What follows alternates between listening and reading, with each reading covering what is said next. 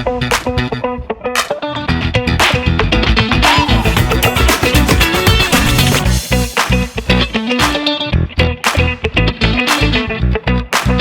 to CEO Talks, the podcast where we have real conversation with DMV CEOs about how they lead and the life lessons behind their success.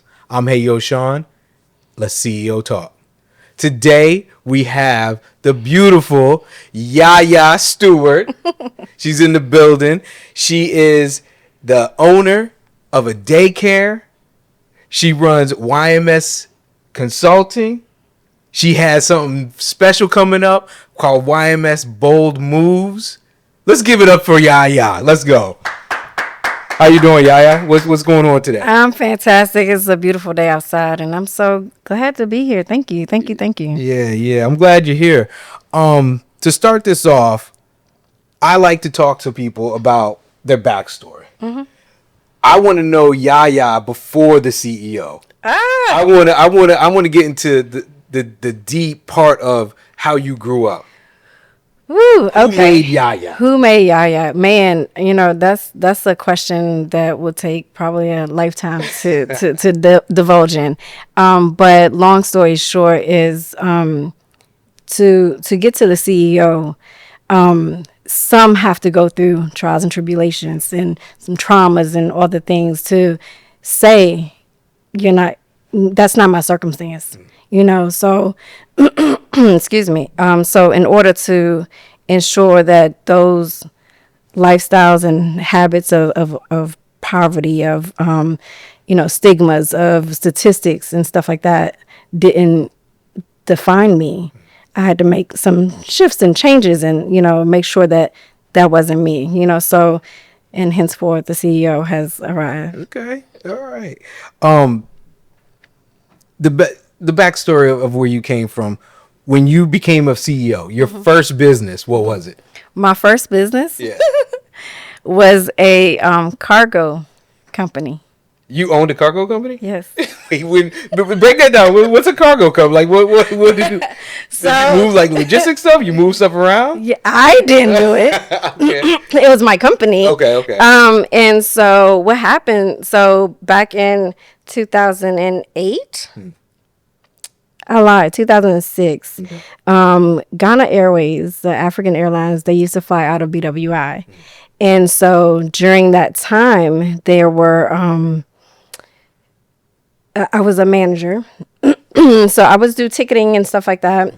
And so one of the biggest things was getting excess baggage for the passengers. They wanted to send stuff back home. And so they would come up with these packages and, whether it's fabric or dishes or whatever it was.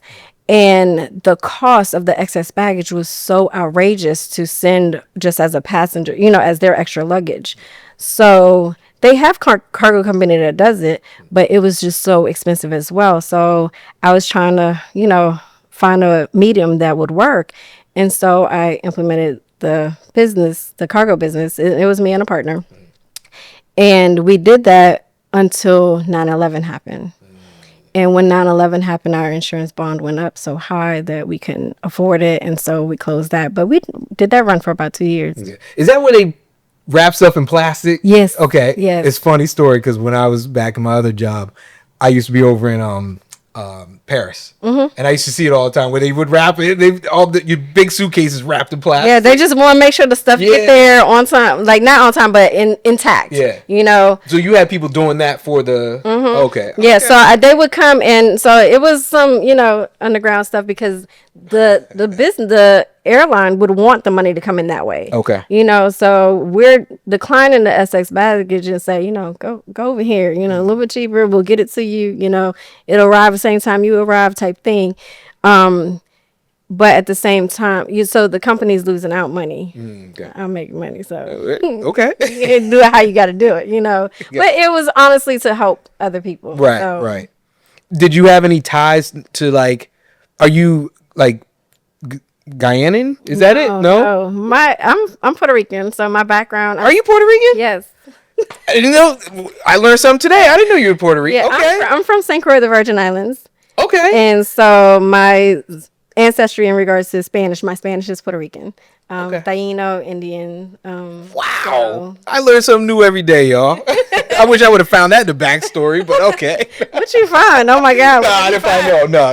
What kind of research? What kind of FBI stuff? No. You know, we just got to do a little background to see. No, of But no, course. wow. Okay. Love Puerto Rico. Love the Caribbean. Love it. Yes. All right. So what was the next venture that you got into after?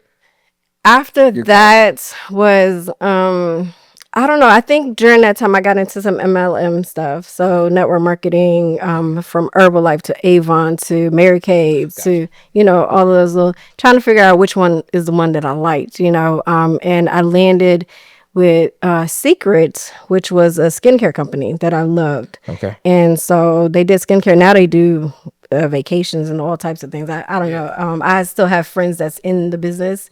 But do they own the hotels out there in the Caribbean? Secrets? No. Oh, okay. No. It's not the same thing. Oh, okay. No, they was like Dead Sea salts, and they put in the skincare, and it was beautiful. And I still buy their stuff. So okay, you're a hustler. Wait, what else? So that's the thing. Okay, so here's the thing. Not that I don't like money, because I like money. Everyone does. Everybody does. It's a tool. Money's a tool. But going from poverty, I've been homeless. Yeah. I've been homeless. I was a teen mom. Okay. And so once again, going through those type of things and knowing those things can happen to you, that is the fight. That is the fight to make sure that don't happen again to me. So it's so funny, and I know we'll talk about it. Yes, I have a daycare, and with my daycare, we make a good amount of money. And so my husband is like, well, yeah, we're good. Why are we going for more? And I'm like, and so we grew up two different lifestyles. You and your husband? Yeah. Okay. He went to Catholic high school and, grew up with that background of being an only child and all the things. I had a sibling, and, it was just my mom and us and, life, leaving St. Croix to come to the States and all the things, so making sure once again that doesn't happen again to me is why I go so hard. Yep. So when you said it sparked something in me, though, someone coming from nothing, right? You never want to get back there. Right. You never. And you're going to fight and fight and fight to not get back there. Absolutely. But if it ever does happen, you've been there before, you know how to survive it, right? Exactly. Right. And that makes you stronger in itself, right? Yep. And I just applaud the hustle from learning from that, learning from, hey, I never had nothing. I'm never going to be here again, but if I have to, I know how to survive. Exactly. I know the tools. And that's the thing, like, we've talked about, whether we want to move from this area and stuff, but yeah, we've had the daycare for so long, what are we going to do? Because my husband runs it with me. So it's me and him, we do the daycare together. And I'm like, Jonathan, I can do this again. I can do this 10 times again, so it's nothing to pick up and move if we needed to. Yeah. So. Yep. So, we were talking off camera about your other endeavor that you jumped into early on, event planning, right? Yes. Let's talk event planning. So event planning, before I get to that. Yeah, go ahead. So it was called ZIMS Events and More, and ZIMS is the acronym to my children, Zaraya, Indira, Malik, and Zaya. Okay. So I have 4 children, and it was ZIMS Events and More, and so we did vending events in the community. Okay. So I've always had a love for small businesses and ensuring that they are seen, so I was like, why go to DC to this market, or why go into Fairfax for this market, even though that's closer? Why not go to what's in your neighborhood? Get the soaps from your neighbor, get this, whoever's in your backyard. I'm sure there's somebody that has that specialty or whatever that you need, whether it's sewing or what have you. Get that from your backyard. So I would try to do these vendor events in, shopping mall plazas, and Manassas Lawn was my biggest one, and do things around to showcase these small businesses. With that being said, the events and more, I got somebody that reached out to me.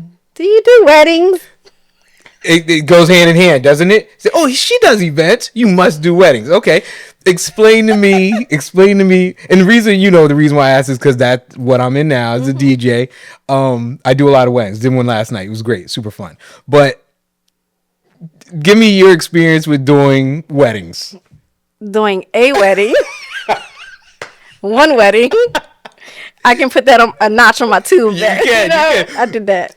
Give me your experience with that. And so the thing about it is I partnered with two other business owners, and we had a lounge, so to speak. And we did yoga there and all the things, the classes, Zumba classes. So it was a free open space. And so they wanted to rent out the space for their wedding. And I was like, well, go ahead and tack that on. We can do it, And that's really how it came about. And it was a friend of a friend's daughter that was getting married. And I'm like, we can do that. And they was looking for something affordable and once again, trying to help somebody that doesn't have a big budget. Yeah. So I was like, I think we can do it for this amount, and that'll cover everything. And so that's what we did. Did you have a bad experience with it, or No, it was beautiful. It was a beautiful experience. I just knew that I wasn't going to do weddings again. Okay. It's so funny because me getting into, the DJ photo booth business, I never wanted to do weddings. Never wanted to do clubs and never wanted to do weddings. I didn't mind doing like backyard parties, kind of like how you said, you want to help people out. And I just love playing music, right? So I was always into it to do that. And I got into the weddings, never wanted to do it. That's where the money's at, though. That's where the money's at. It is. It's where the money at. And I'm not a money hungry guy, but that's where it's at. And if you want to make your business expand, go boom, you got to do it. So now I do it, and we end up doing 31 this year. Nice. We got So I get what you're saying with the weddings. It's high stress. Yeah. Because you don't want to ruin someone's day. Exactly. But that's with any event. As you being an event planner, you never want to ruin any event. So the event industry is tough. It is. It is tough. Would you ever get back to doing it or no? It stops at the conference. We're gonna get there. Yeah. We're gonna. And you know what that is? Okay, we're gonna get there. We're gonna get there. Before we get there, though, tell me about YMS Consulting. What is that? So with my vending events, one of the things that grew me into YMS Consulting and why Zems Events and More was a thing, and the transition of Zems Events and More to YMS. So with vending and for these small businesses, I would say, apply to be a vendor, all the things. Give me your Instagram handle, your Facebook handle, what's your website, all the things. And for the majority of it, because it was a side hustle for most, they didn't have those things in place. And, no, I just like my little pennies here and there or what have you. And me, I'm like, yo, you can make a business out of this. Let's make some money, And so I'll help you. I'll help you do your website. I'll help you do your Instagram page, your Facebook. I'll help you with all of the things. And so at first I was just helping everybody, helping everybody. Helping. Then this one lady was like, I'll pay you. I was like, you'll pay me? Oh. She was like, I'll pay you. I was like, okay, I ain't gonna turn down no money. I get paid for this. Yeah. So, and that's really how it trickled, and trying to stay affordable for, small businesses and things like that. And so Zems Events and More was the thing. And so COVID happened. Mm-hmm. When COVID happened, it was time to pivot, And so because I knew how to design websites and stuff like that, I thought everything ended because events was where people showed up, and you can do that with COVID, so events shut down all the way across the board. And so I'm like, what do we do now? Because this was like our extra money. And so my husband was like, yeah, you build websites. Why don't you build an online platform for vending? And I'm like, let me see. So I started creating and stuff. So we ran on the online pop-up for about 14 months. We had vendors all across the U.S. We had vendors from Dubai, Australia, New Zealand, the UK, South America, Canada. We had vendors from all over. And it was such a beautiful thing to see, just people with their different accents and all the things. And so, and the way it navigated, you click on the logo to someone's business, see what they're all about. So it would be like a booth. So how you go booth to booth, you go logo to logo. And inside the booth would give the business information, all the things. And then there was a link to, if you want to connect with that vendor one-on-one, you go into their Zoom room. And so you enter into their Zoom room, you're able to have a conversation with this person. and all the things. And so we ran that for 14 months. Okay. And technically, I got burnt out because, with anything, it's so wild to me. As much as small businesses say they want the marketing, they want the this, they want the that, all we ask is, you share. Just share what we're doing, put it out there that you're going to be here at this time or whatever. Because me doing it is one thing. But you saying that you're going to be there present to your network is a whole another ballgame. Yeah. And so that was where the lack was. I could do but so much marketing on my end, And so I was like, if you guys aren't going to show up for you, why should I show up for you? Yeah. And so I just shut it down. And then a month later, people are like, hey, are you still doing this? And I'm like, no. Yeah, that's where. Where the hell were you? So. Would you think about, because that sounds like a cool idea. Yeah. I'd never heard of anything like that. Yeah. Would you ever think about maybe rebranding it and doing it again? I've had people ask me to do it again, and it's a lot of work. Okay. And so I go back and forth with it because what I loved about it is the accessibility for everybody to, because I ended up buying perfumes from Dubai and just like they were shipping stuff from across the waters. And I'm like, wow, granted we get stuff from China all the time, but it was different, I get it. Yeah. It's a smaller scale and you're controlling it, right? You're kind of controlling it. Yep. So you're amazing. I gotta say you're amazing. You've done so many things that are out of the box, right? I stay out of the box. Yeah. Yes.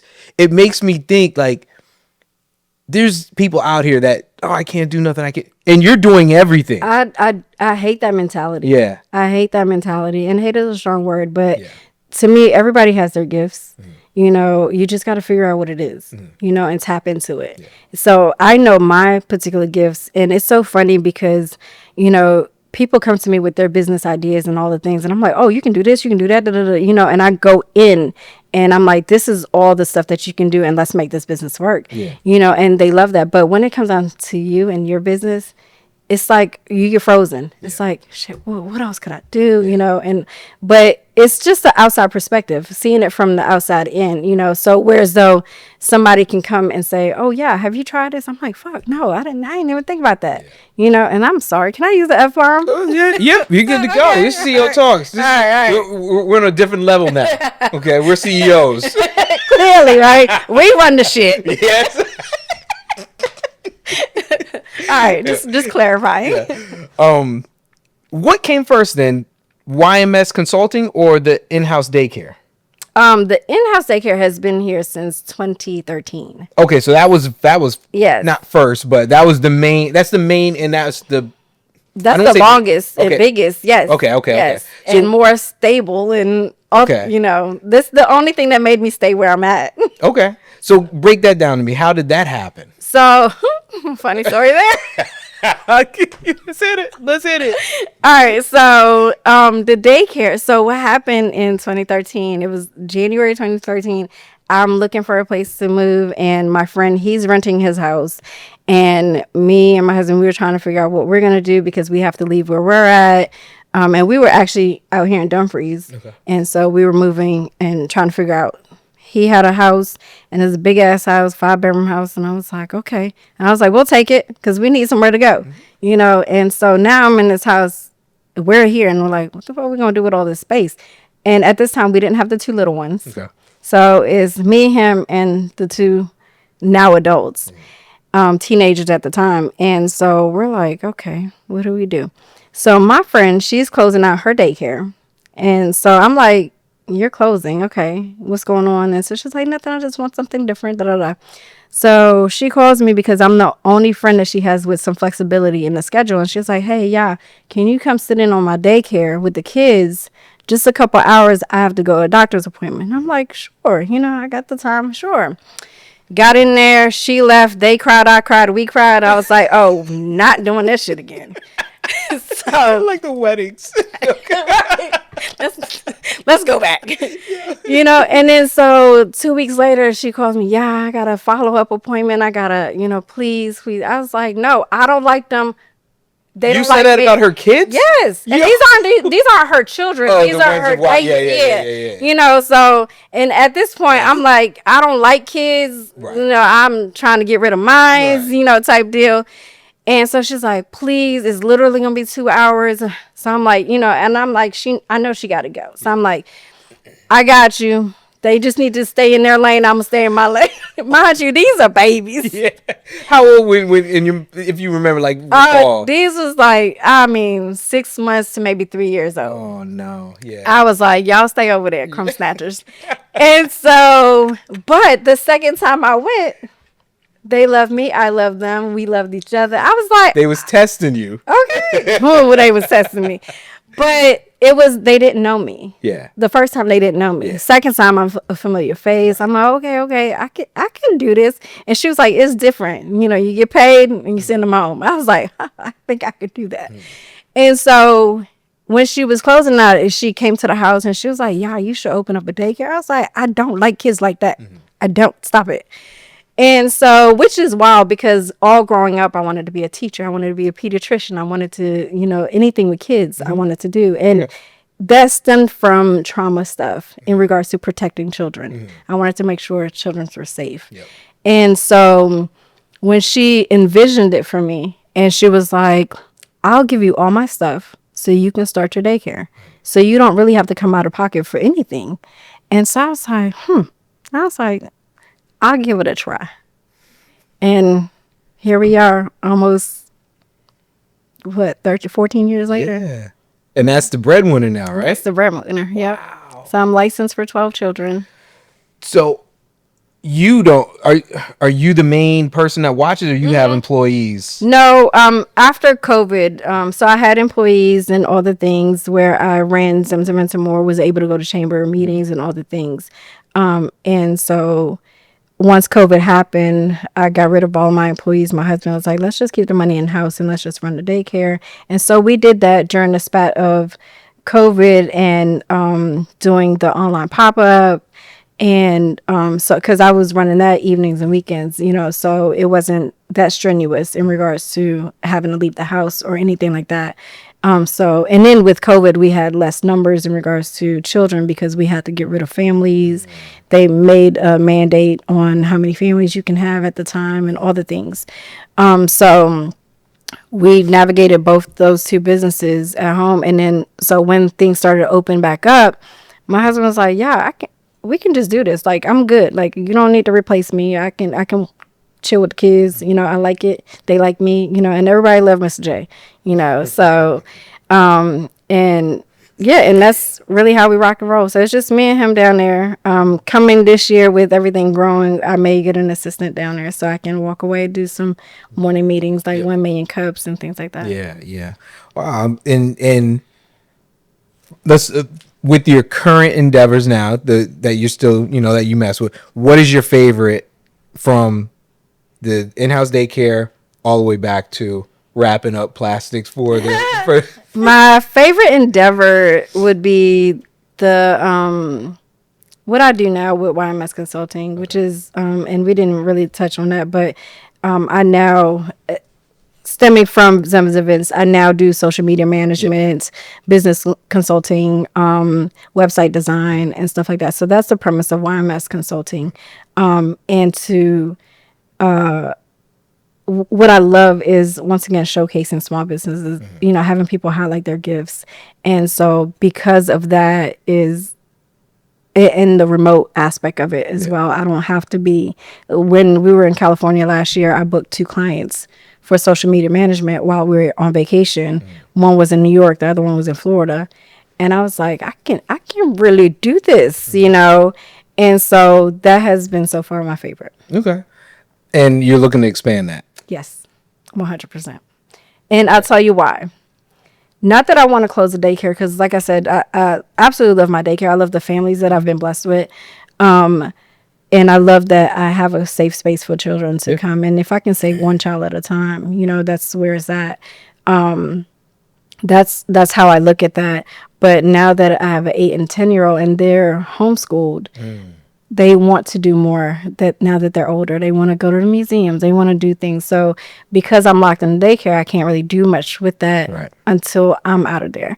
So, or I have an employee to replace me to do those things. So that's what I'm trying to navigate as well. And that's why the remote aspect of doing what I do with digital is, I can pretty much, if we decide to go to Mexico, I can still work with my client stuff there, Right. and still be able to partake in family stuff.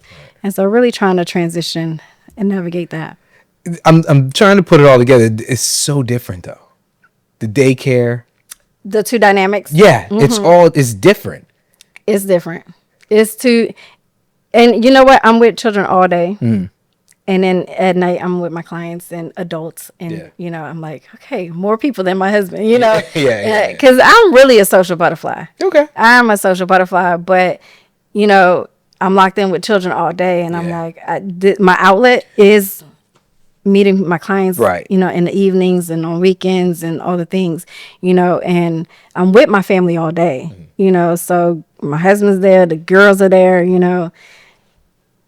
it's just, it's two different dynamics. Two different, but you do have similar dynamics, right? So starting with your vendor events back in the day to what we're going to talk about now, YMS Bold Moves. I'm going to say, this is big.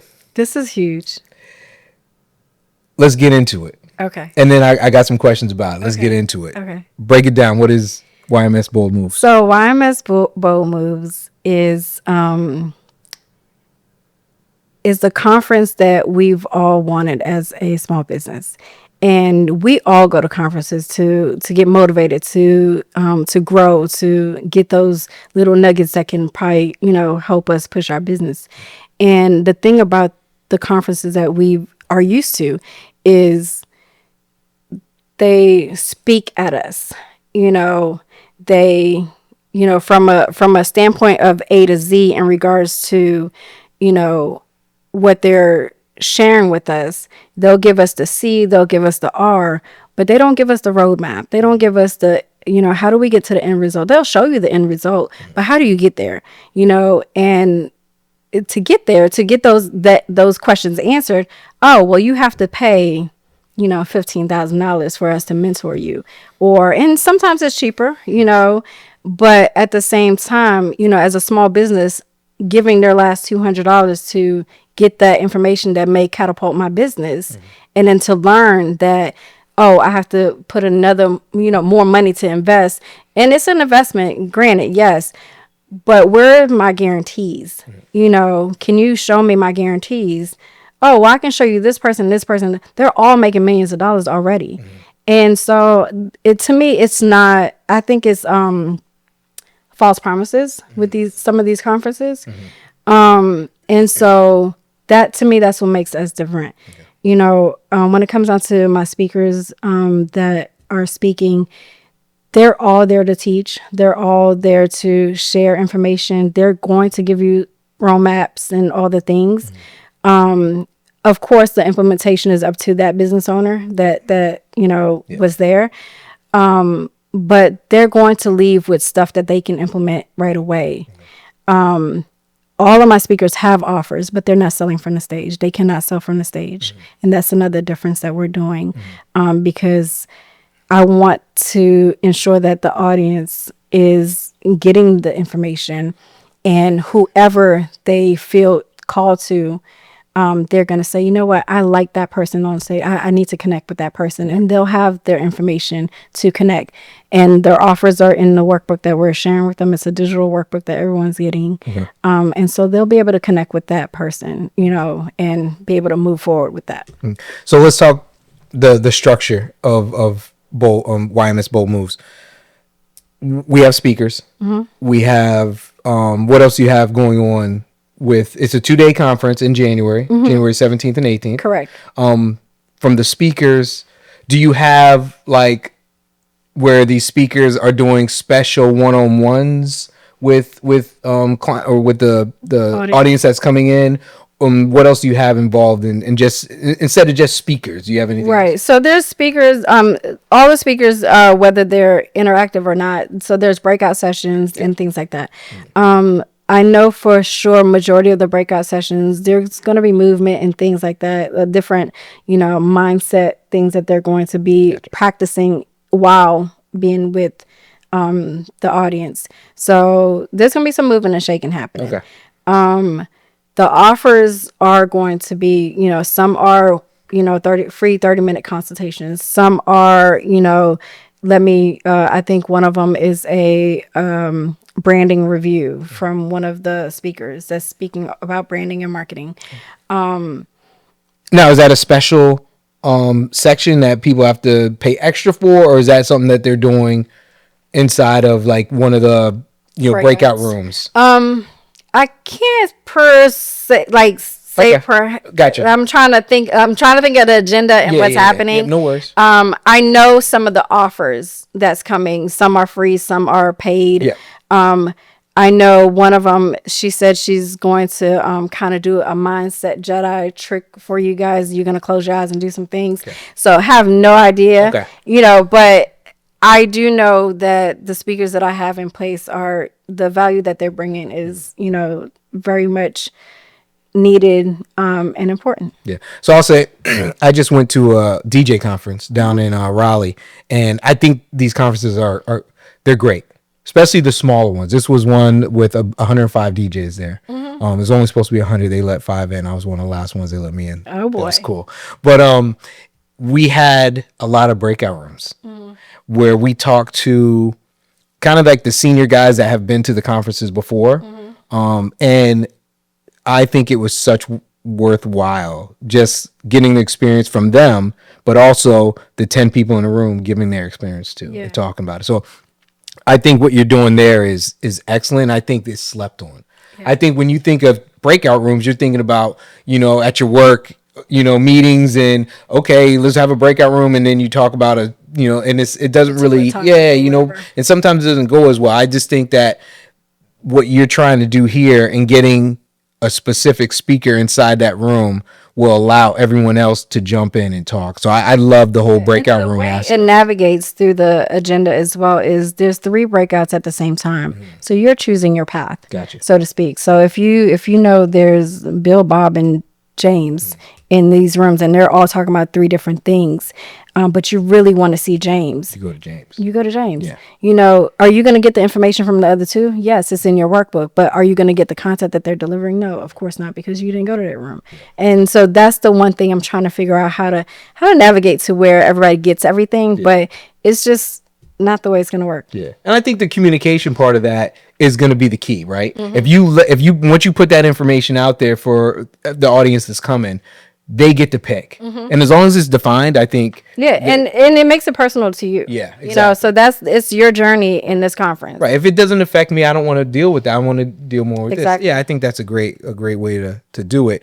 You're also doing a brunch, correct? Yes. It's a VIP brunch. Yep.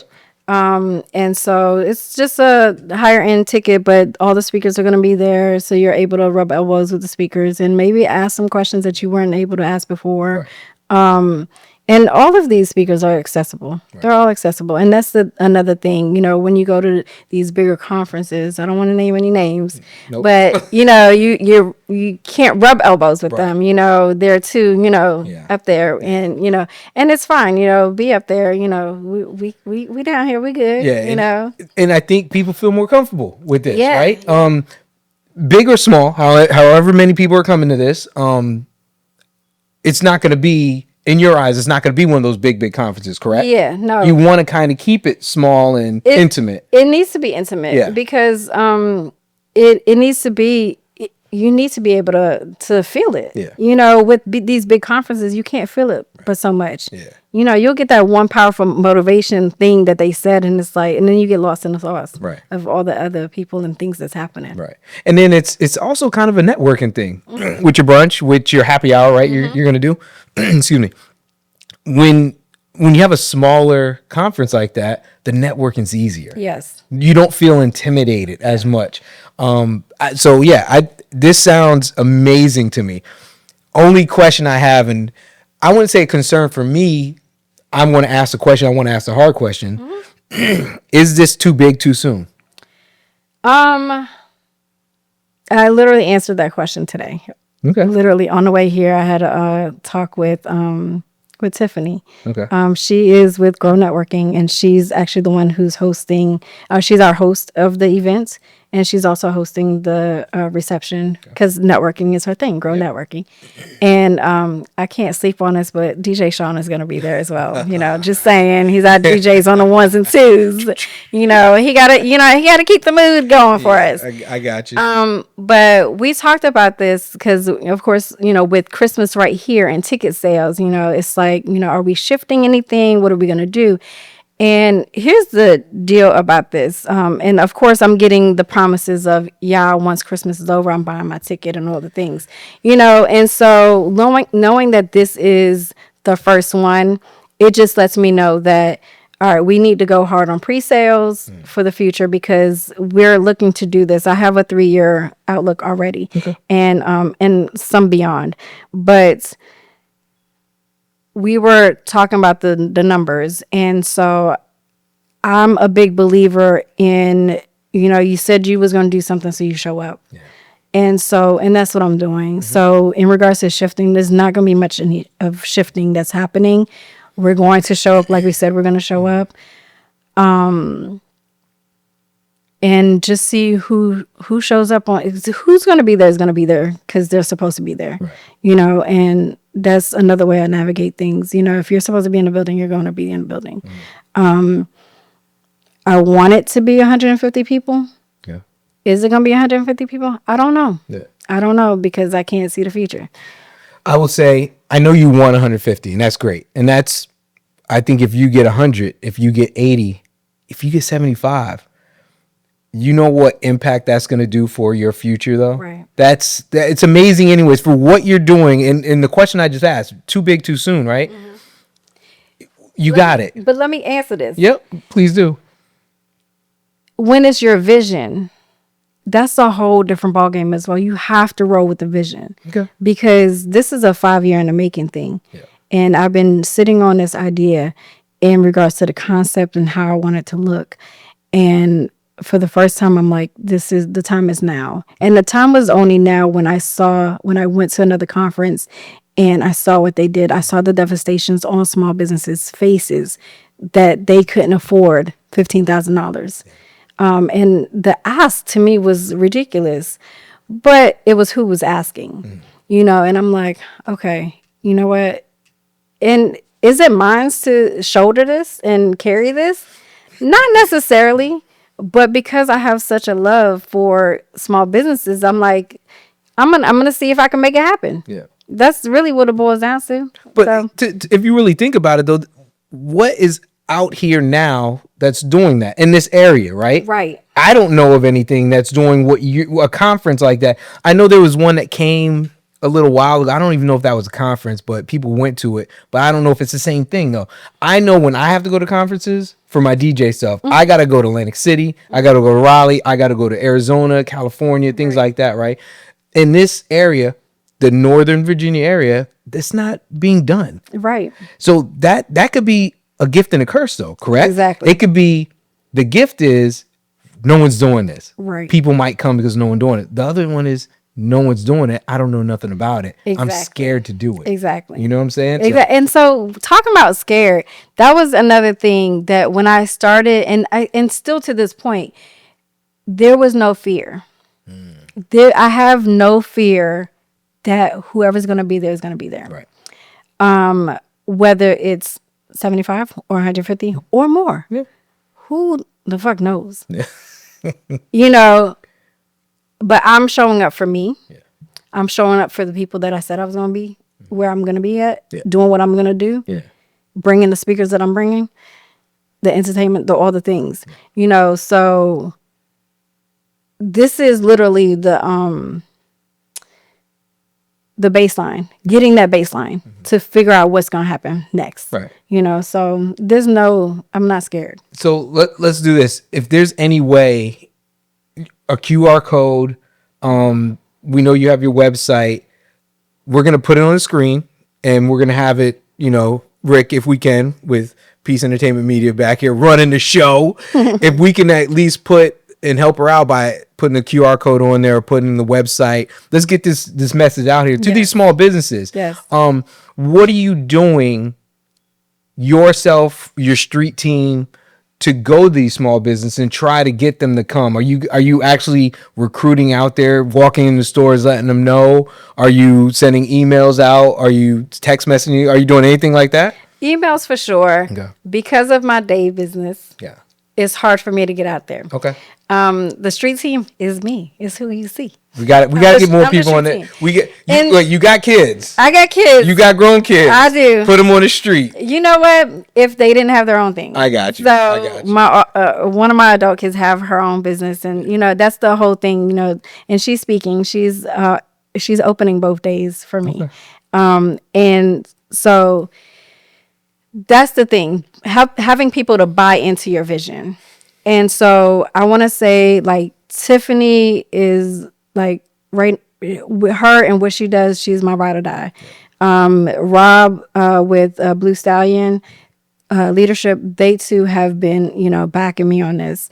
In regards to, like, they're kind of like my advisory team. They're the ones that I've been going to and saying, hey, what about this? What about that? Mm-hmm. Because you have to have some type of support, to the fact to my husband, it's so funny, he'll see me up at 11 12 o'clock at night working on something, and he'll be like, yeah, I'm proud of you. You're doing this. Those little inklings, make such a difference in saying, I'm staying steadfast. I'm doing what I'm doing. But when it comes down to businesses, yes, I have email lists out there. It's so hard for me to DM people on the cold call stuff. Okay. Why? Because it's like I'm asking them to buy a $200 ticket for a weekend of value, but they don't know me from Adam. So it's so hard. And Tiffany, I can hear her in my ear. Yeah, you got to do it. You just got to do it. But hold on. Is it the cold calling? Because I can't. I hate it. I can't do it. Cold calling, cold DMing, whatever you want to call it. It's just I'd rather know the person a little bit, or even have the introduction to, hey, I think you need to meet this person, and then I'll set it up, like make me meet that person, help me meet that person. But once again, it's only so much I can do. Of course, we have the ads going out on social media, Facebook, Instagram, TikTok. And Instagram. I don't have anything on TikTok. It's so funny. My TikTok, I have about 9,500 followers, but they're not built from business. They're built from you. Me being. Can I say something with that? Yes. You are your business. This is true. This is true. Well, before. Me and Rick just had this conversation on the phone the other day, and people fall in love with your personality. Yes. They fall in love, and when they find out the stuff you're doing, that personality is going to get them there. I 100% agree with that, and that's how I navigate everything. Okay. Although my TikTok, wild. Yo, it's wild with your TikTok. Throw it out there so everyone can see it. I probably follow you on TikTok. Do I? You do, and I have stuff on about B.O.L.D on TikTok and everything, but I'm not on there really advocating, because once again the audience that I have on TikTok is. I hear you. Listen. I'm joking when I say it. Listen, I get it, because my TikTok is different than my Facebook, right? Yeah, it's my fun. It is. It's my outlet. Yeah. So if I want to say something wild or do something wild, that's where I go. Yeah. But being a social media expert that you are, yes, right? We have to be careful regardless, correct? Exactly. Because you don't want to taint your business in any sense. Right. You don't want to hurt anybody. Right. Ain't crazy stuff like that, but at the same time, I get it. Business. Right. You want to separate your personal from your business. I get it. And I'm with you on that. Yeah, I'm definitely going to stalk your TikTok when I get home now. I have some Tina Turner concerts, lip syncing concerts. I ain't mad at you. Yes. Yo, funny story. I do a lot of DJing stuff on my TikTok too, and I just posted something. The biggest views I ever got. I'm almost at 100,000 right now. Oh wow! Yeah, it's crazy. It's funny though. Now I'm gonna go check it out. Yeah, yo, check it out. It's funny. It's pretty funny. So Now I want to get to a segment that we called "What Would You Do?" Okay. Okay. So this is where we ask a question and real quick, you just give an explanation on what would you do. Okay. First one is, what would you do if a client goes viral for the wrong reason and the internet is dragging them? Do you jump in to manage it, or do you step back to protect your own brand? Ooh. What would I do?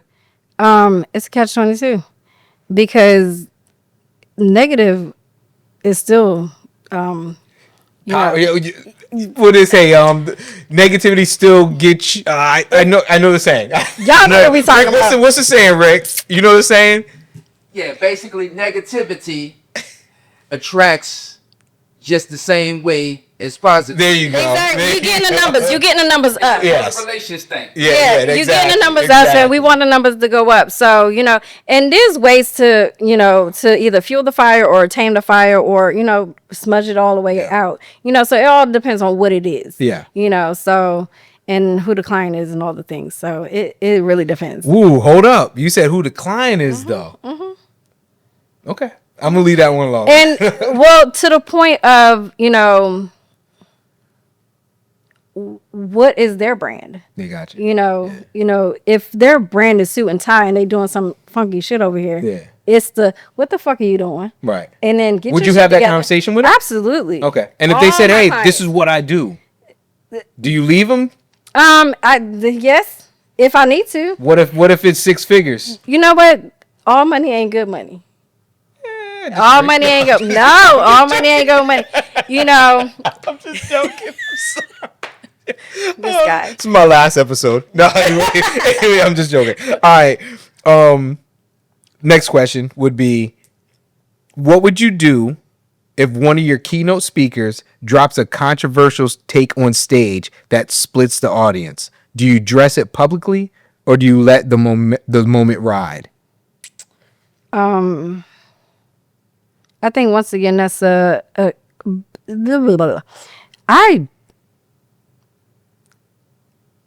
there's a possibility that can happen at YMS B.O.L.D. That's why I'm asking. So I mean, I'm asking, especially with the climate of this world we're in right now, things can happen, and I think when it comes down to it, people that knows me, knows my views, and knows, to an extent, know how I feel and be like, yo, that ain't a representation of Yah. Yeah. And I would probably stick to that.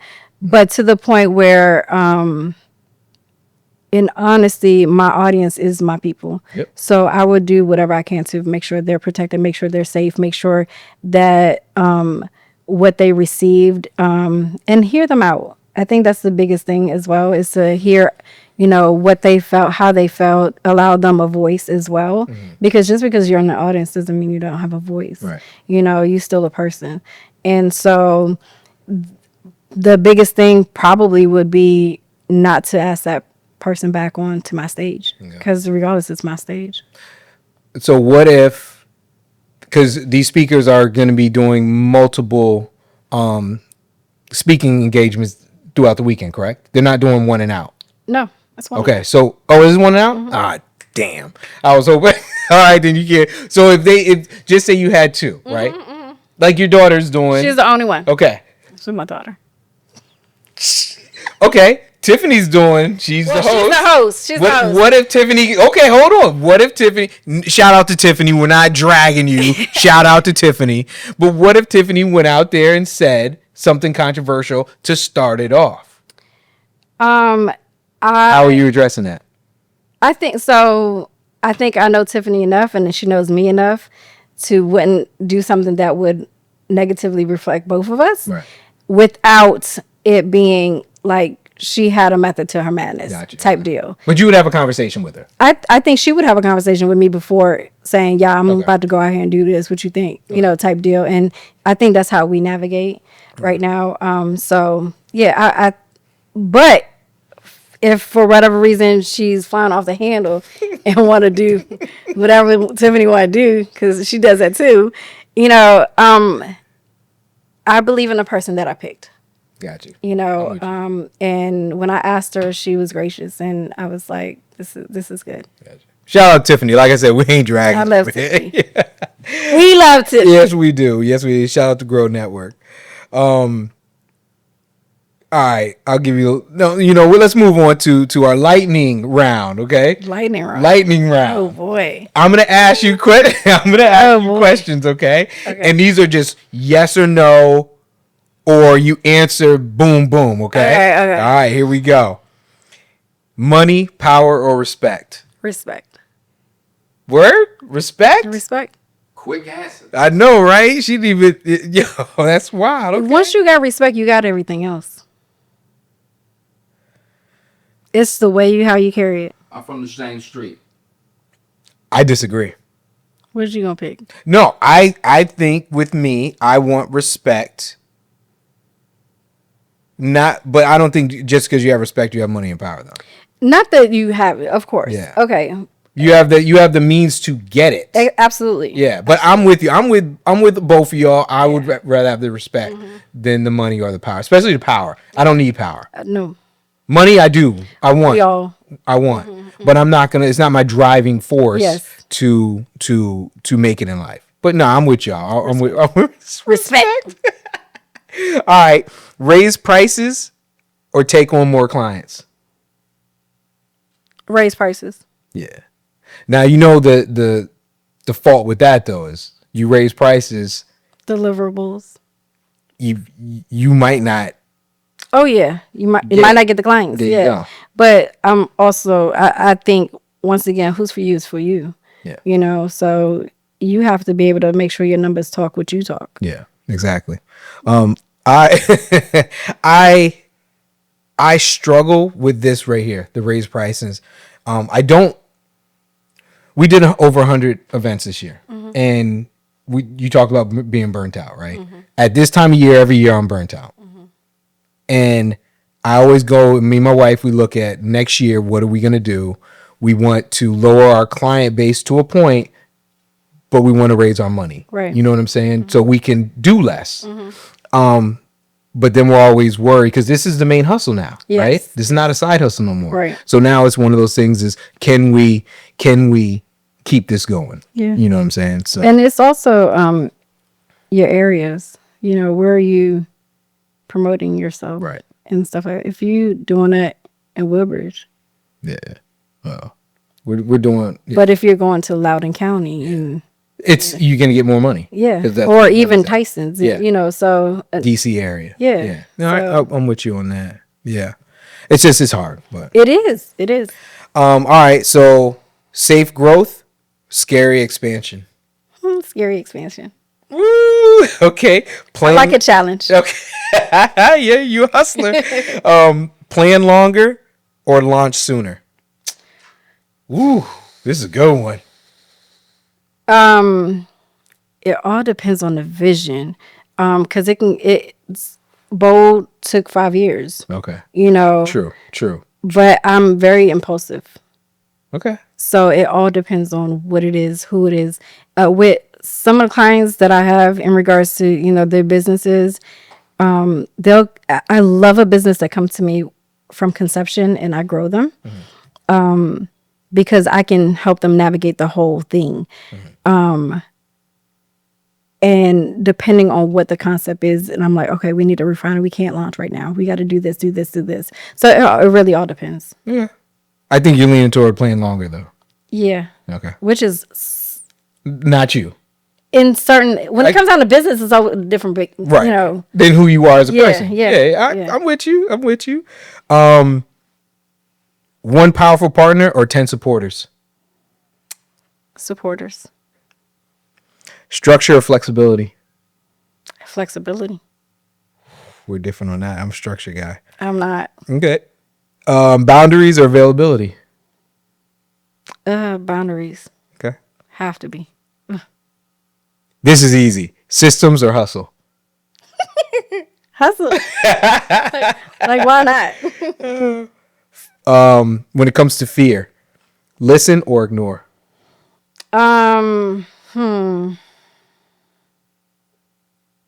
Ignore. Okay. When it comes to failure, lesson or setback? Lessons, always lessons. Gotcha. Never a failure. Control or trust? Trust, which is hard. I'm Yes. learning. I'm trying. Are you to a learn. control freak though? I am. So same. I am, and so I know I need to go the other way. I'm gonna go control just because I have trust issues with people, and that's just me growing up. And so same. Same.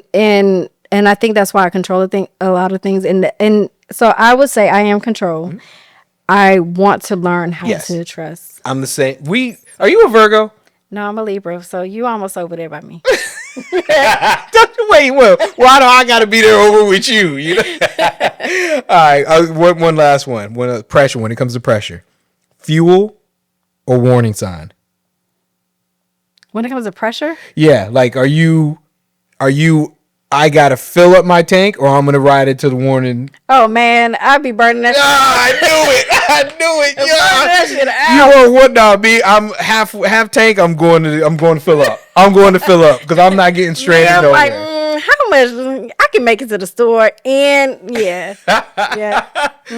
That's you. Hey, yeah, man. It's been great having you on CEO Talks. Thank you so much for pleasure. being This was my fun. first guest.